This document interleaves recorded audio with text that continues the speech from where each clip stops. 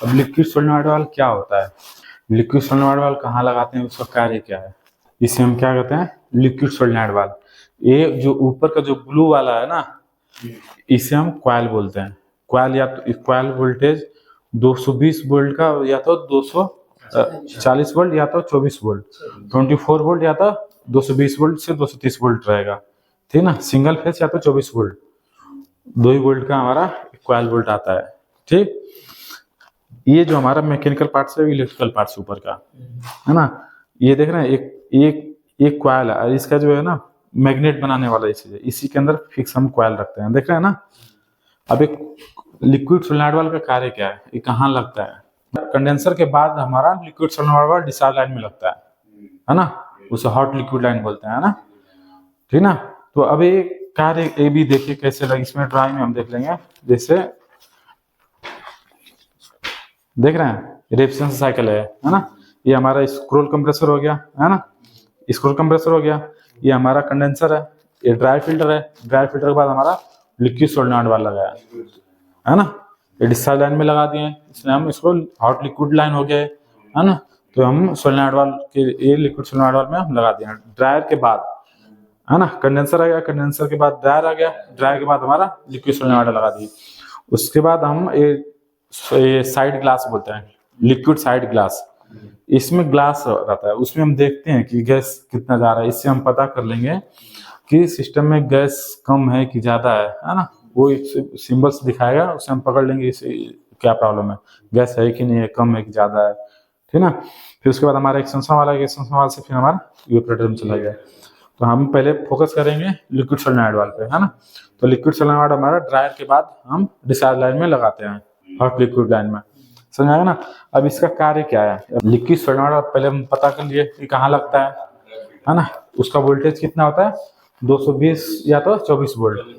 एक इसका इसमें कंट्रोल पावर सप्लाई आएगा, ये जितने भी हम पैकेज एसी का पार्ट्स हम समझ रहे हैं ना कंट्रोल का, ये सब कंट्रोल में आएंगे सब, ठीक ना।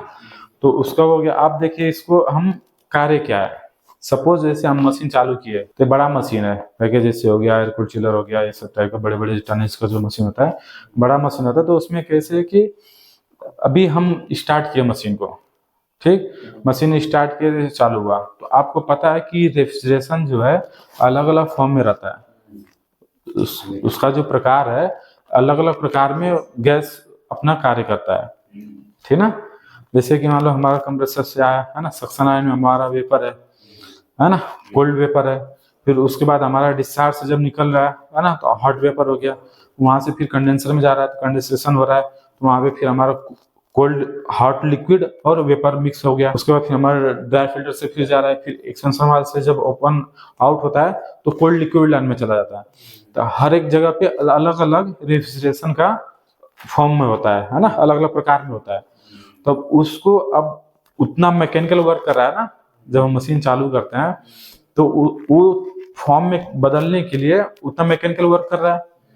तो अब हम मशीन बंद होगा तो वापस क्या होगा, सब मिक्स हो जाएंगे, मिक्स होगा ना।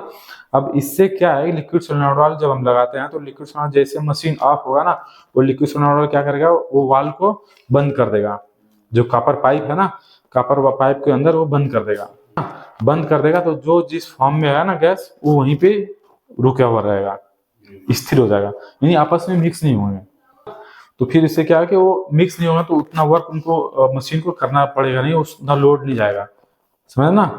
तो फिर वापस चालू करेंगे तो जो जिस फॉर्म में है ना उसी फॉर्म में वापस वो कार्य करने लगेगा। जैसे आप देखे होंगे कि कहीं कहीं डोर पे ना, जब एसी जहाँ पे लगा होता है तो एयर कटिंग करने के लिए एक ब्लोअर लगा रहता है डोर के बगल में ही।